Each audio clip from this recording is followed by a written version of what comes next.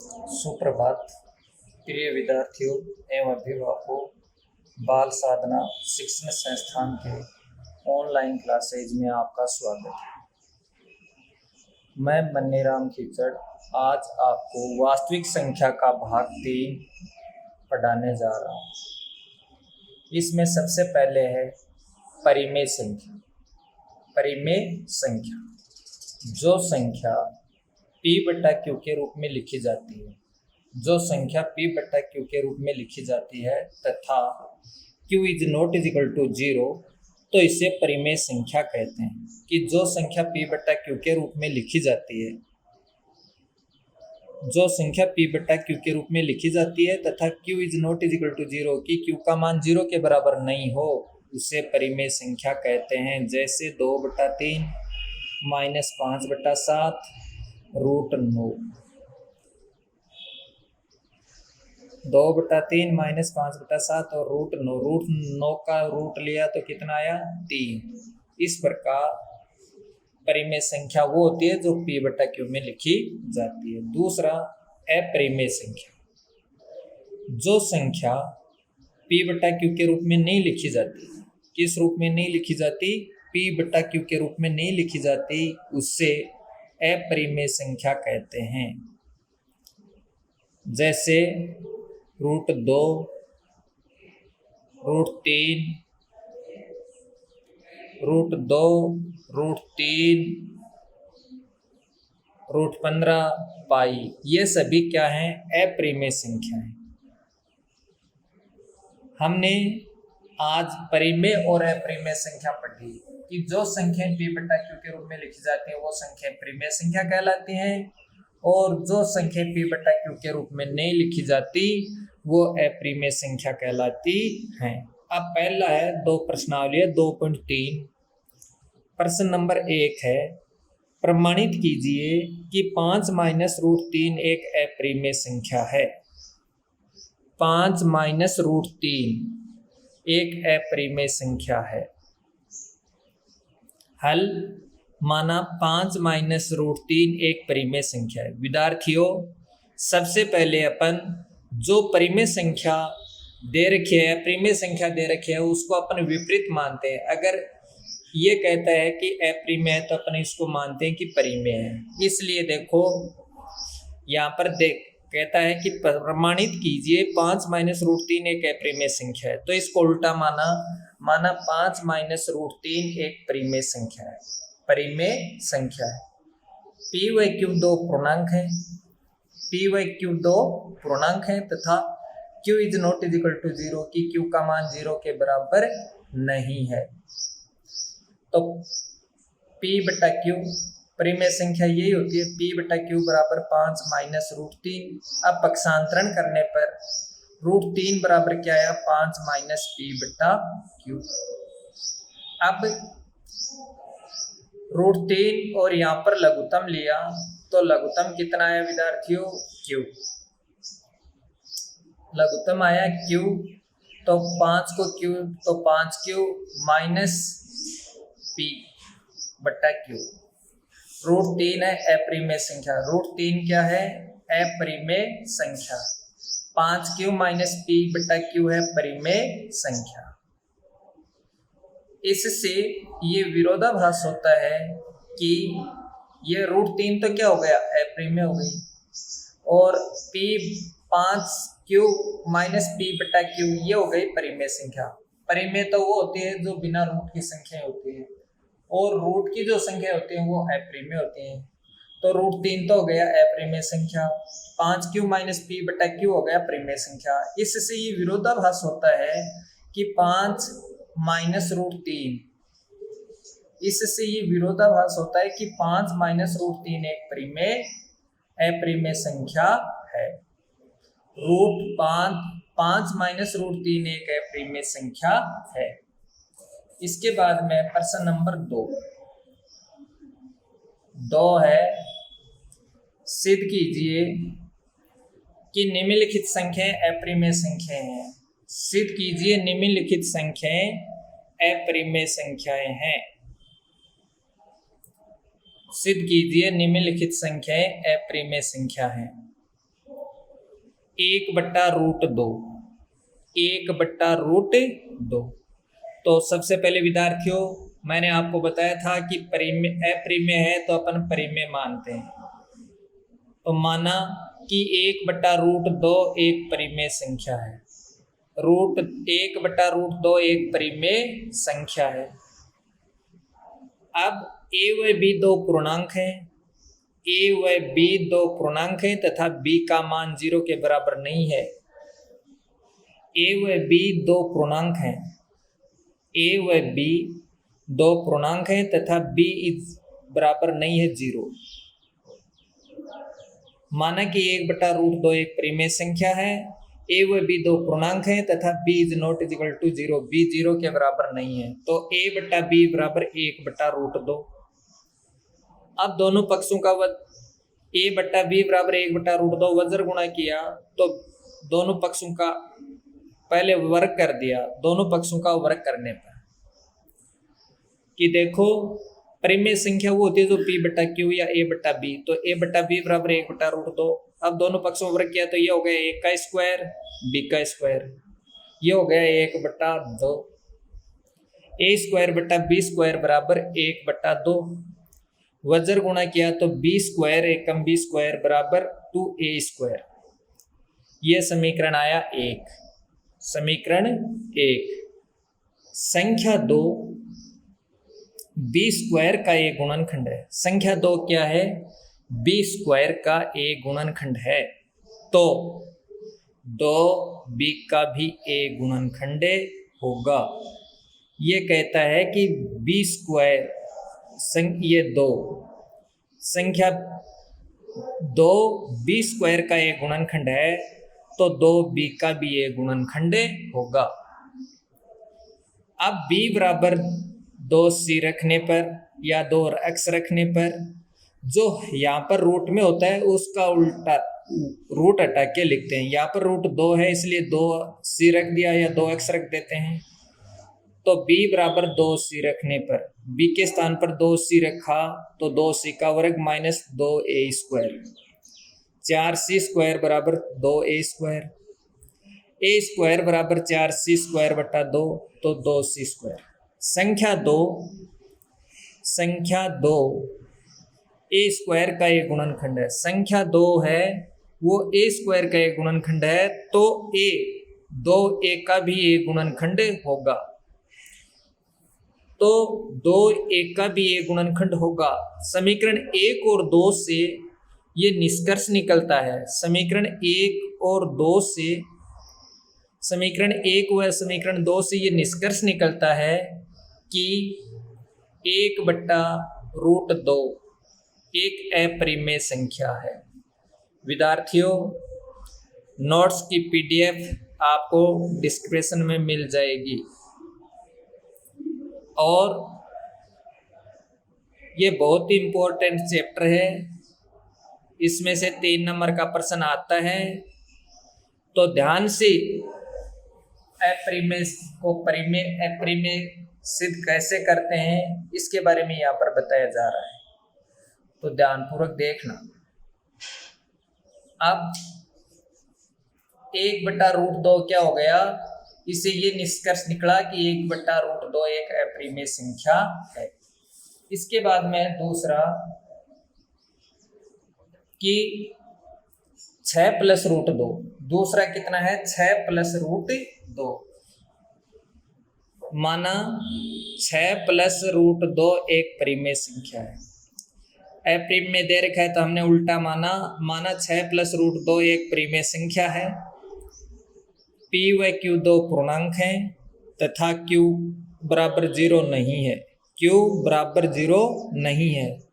अब परिमेय संख्या की परिभाषा के अनुसार अपन ने लिख दिया p/q बराबर 6+√2। p/q बराबर 6+√2। पक्षांतरण करने पर पक्षांतरण किया तो p/q -6 बराबर √2। अब इसका लघुत्तम लिया तो लघुत्तम आया q, तो p -6q बराबर √2। पक्षांतरण करने पर क्या है? p -6q बट्टा क्यू बराबर रूट 2। अब p माइनस 6q बट्टा क्यू, ये तो शुद्ध संख्या है इसलिए परिमेय संख्या हो गई। p माइनस 6q बट्टा क्यू परिमेय संख्या हो गई। रूट 2 ये है अपरिमेय संख्या, रूट 2 अपरिमेय संख्या है। इससे ये निष्कर्ष निकलता है कि 6 प्लस रूट 2 एक परिमेय संख्या है। इससे ये निष्कर्ष निकलता है कि 6 प्लस रूट 2 एक अपरिमेय संख्या है। इससे ये निष्कर्ष निकला कि 6 प्लस रूट 2 है वो एक अपरिमेय संख्या है। इसी प्रकार से है तीसरा कि 3 रूट 2, 3 रूट 2 माना 3 रूट 2 एक परिमेय संख्या है। 3 रूट 2 भी क्या है? एक परिमेय संख्या। 3 रूट 2 एक परिमेय संख्या है। विपरीत मान लिया ये अपरिमेय है तो। इसके बाद में p व q दो पूर्णांक है, p व q दो पूर्णांक है तथा q is not is equal to 0। p व q दो पूर्णांक है और q का मान 0 के बराबर नहीं है, तो p बटा q बराबर 3 रूट 2। दोनों पक्षों में 3 का भाग देने पर, दोनों पक्षों में कितने का भाग देते हैं? 3 का, तो p बटा q 3 और 3 रूट 2 बटा 3 या p बटा 3q बराबर रूट 2 कि 3 से 3 कट गए, p बटा 3q बराबर रूट 2। p बटा 3q शुद्ध संख्या इसलिए परिमेय संख्या है और रूट 2 अपरिमेय संख्या है। p बटा 3q परिमेय संख्या है, शुद्ध संख्या इसलिए परिमेय हो गई और रूट 2 शुद्ध संख्या इसलिए अपरिमेय संख्या है। इससे ये निष्कर्ष निकलता है कि 3 रूट 2 एक अपरिमेय संख्या है। 3 रूट 2 एक अपरिमेय संख्या है। इसके आगे विद्यार्थियों प्रश्न नंबर है 4। प्रश्न नंबर 4 है 4 है कि यदि p और q अभाज्य धनात्मक पूर्णांक है, यदि p और q अभाज्य धनात्मक पूर्णांक है तो सिद्ध कीजिए कि root p plus root q एक अपरिमेय संख्या है। Root p plus root q एक अपरिमेय संख्या है। माना root p plus root q एक परिमेय संख्या है। अपरिमेय तो उल्टा विपरीत माना परिमेय संख्या है। अब a व b दो पूर्णांक है तथा b का मान 0 के बराबर नहीं है। a व b दो पूर्णांक है और b का मान 0 के बराबर नहीं है, तो a बटा b बराबर root p plus root q। a बटा b बराबर root p plus root q। पक्षांतरण करने पर, पक्षांतरण किया तो a बटा b माइनस रूट p बराबर रूट q। दोनों पक्षों का वर्ग करने पर, दोनों पक्षों का वर्ग करने पर तो a बटा b माइनस रूट p का होल स्क्वायर बराबर रूट q का होल स्क्वायर।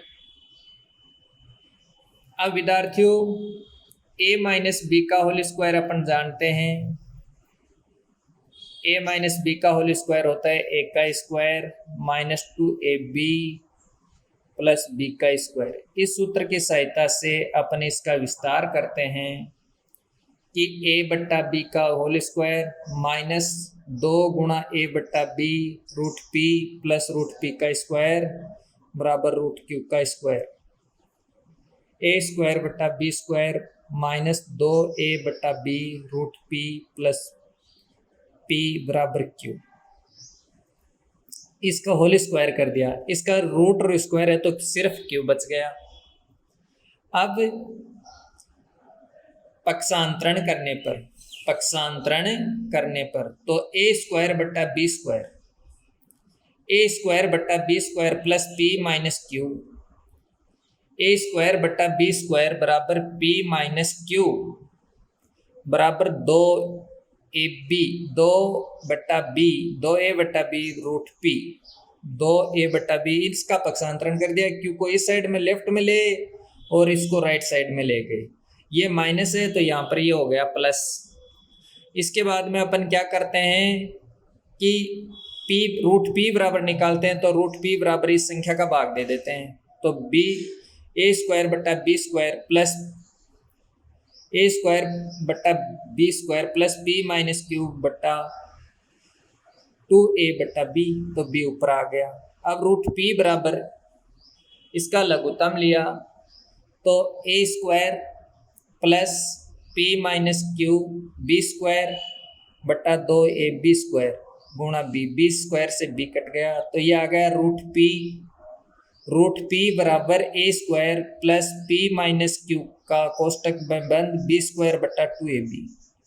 अब रूट p है, ये तो क्या है विद्यार्थियों, अपरिमेय, और a square plus p minus q कोष्टक में बंद b स्क्वायर बटे 2ab ये है परिमेय। इससे क्या निष्कर्ष निकला, इससे ये निष्कर्ष निकला कि root p plus root q एक अपरिमेय संख्या है। रूट p प्लस q एक अपरिमेय संख्या है। विद्यार्थियों, परीक्षा की दृष्टि से बहुत ही इम्पोर्टेंट सवाल है ये, और इसमें आपको क्या मानना है कि अपरिमेय दे रखा है तो उसका उल्टा मानना है परिमेय, और p व q पूर्णांक है तो ये भी मान लेना, और फिर p बटा q के रूप में लिखना है, उसके बाद में वर्क करना है, कहीं भाग देना है, इस प्रकार से। और फिर आगे क्या आएगा, परिमेय और अपरिमेय संख्याएं आएंगी। इससे ये निष्कर्ष निकलता है कि ये अपरिमेय संख्या है।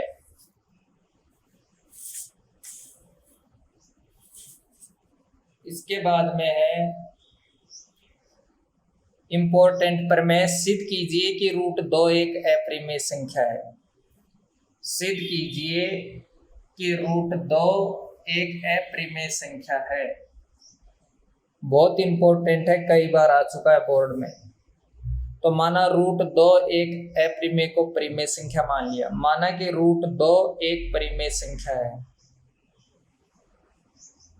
माना रूट 2 एक परिमेय संख्या है। p व q दो पूर्णांक हैं तथा q is not is equal to 0, q 0 के बराबर नहीं है। p व q दो पूर्णांक हैं, p व q दो पूर्णांक हैं तथा q का मान 0 के बराबर नहीं है। तो p बटा q बराबर रूट 2, p बटा q बराबर रूट 2, व जर गुणा करने पर तो p बराबर आया रूट 2q, p बराबर क्या आया, रूट 2q।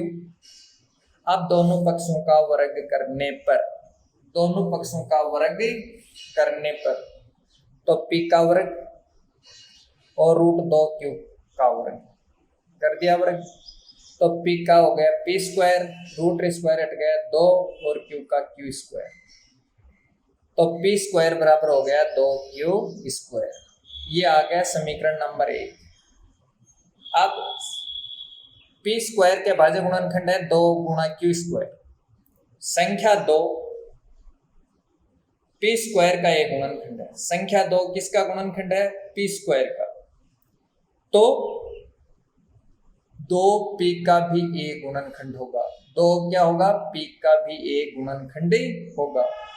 अब विद्यार्थियों, मैंने आपको बताया था कि रूट 2 होता है तो 2x रखना है p के बराबर, रूट 3 होता है तो 3x, रूट 5 होता है तो 5x। तो यहाँ पर कितना है, रूट 2 है तो 2x रखेंगे p की जगह, p बराबर 2x रखने पर p के स्थान पर कितना रखते हैं, 2x, तो p की जगह लिख दिया 2x का वर्ग, मान रख दिया समीकरण 1 में, x p बराबर 2x मान रखने पर समीकरण 1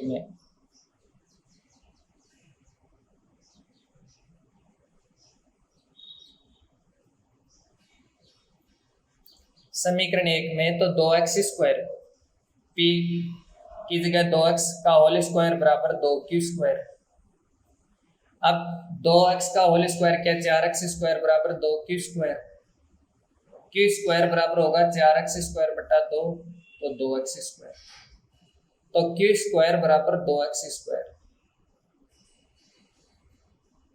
q स्क्वायर बराबर 2x स्क्वायर। संख्या 2 क्यू स्क्वायर का एक गुणनखंड है। संख्या 2 क्यू स्क्वायर का, संख्या 2 क्यू स्क्वायर का एक गुणनखंड है, तो 2 क्यू का भी एक गुणनखंड होगा। क्यू का भी एक गुणनखंड होगा। संख्या 2 क्यू स्क्वायर का एक गुणनखंड है, तो 2 क्यू का भी एक गुणनखंड होगा। समीकरण 1 और 2 से ये निष्कर्ष निकलता है, समीकरण 1 व 2 से ये निष्कर्ष निकलता है कि √2 एक अप्रिमेय संख्या है। इससे क्या निष्कर्ष निकला? इससे ये निष्कर्ष निकला कि √2 है वो एक अप्रिमेय संख्या है। इसके आगे है अगले प्रमेय, बहुत इंपॉर्टेंट है, कई बार बोर्ड में आया है। सिद्ध कीजिए, प्रमेय 2.6, सिद्ध कीजिए कि √5 एक अप्रिमेय संख्या है। √5 एक अप्रिमेय संख्या है। अप्रिमेय तो विद्यार्थियों अपन इसका उल्टा मानते हैं, परिमेय मानेंगे कि माना √5 एक परिमेय संख्या है। फिर एपी मानो से पीक्यू मानो से आरएस मानो, दो पूर्णांक मानते हैं। तो यहाँ पर हमने मान लिया ए व बी दो पूर्णांक है तथा बी का मान 0 के बराबर नहीं है, तो a बट्टा बी बराबर √5 आया। a बट्टा बी बराबर क्या आया? √5। फिर वज्र गुणा करने पर, वज्र गुणा किया तो 1 को 1 से a, √5 को b से गुणा किया √5b, तो a बराबर √5b। अब इसके बाद में दोनों पक्षों का वर्ग करने पर, दोनों पक्षों का वर्ग करने पर, तो a का वर्ग और √5b का वर्ग, तो a का वर्ग हो गया a² बराबर 5b²। समीकरण नंबर 1 आया। समीकरण नंबर 1 क्या आया? a² बराबर 5b²। संख्या 5 a² का एक गुणनखंड है।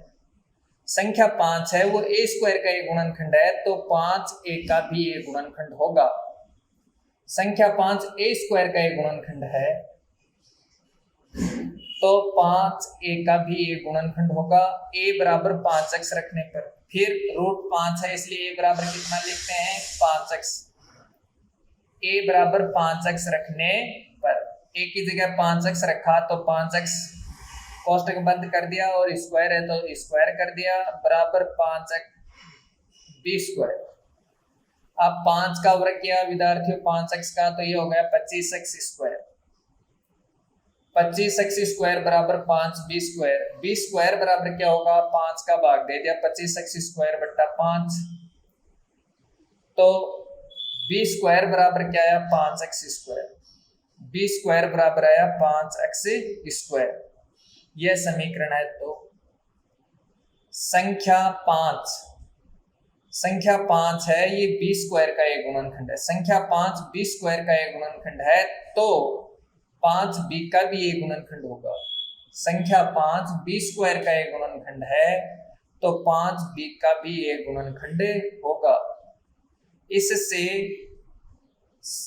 समीकरण 1 और 2 से, समीकरण 1 व 2 से, समीकरण नंबर 1 है ये और समीकरण 2 है ये, a² बराबर आया 5b², यहाँ पर b² बराबर आया 5x²।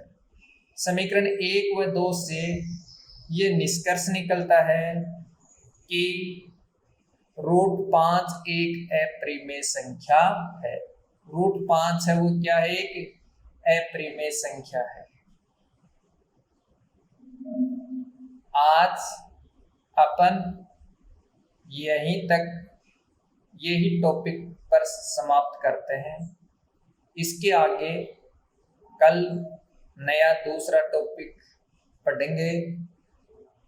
नया टॉपिक होगा दशमलव परिमेय संख्याएं का प्रसार और शांत और अशांत बताना। आज इतना ही पढ़ते हैं।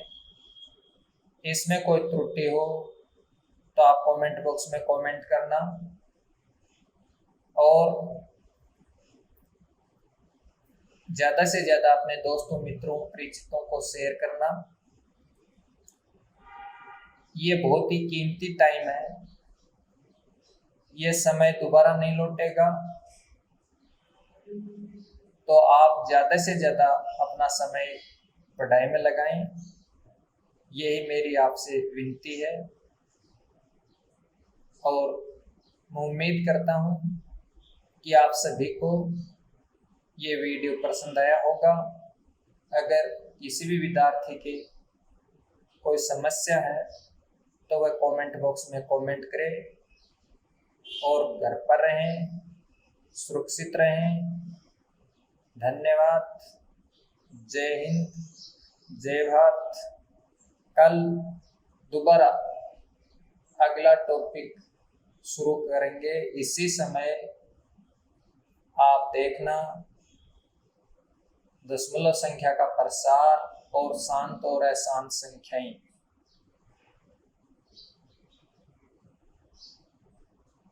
इसके आगे पढ़ेंगे अपन कल।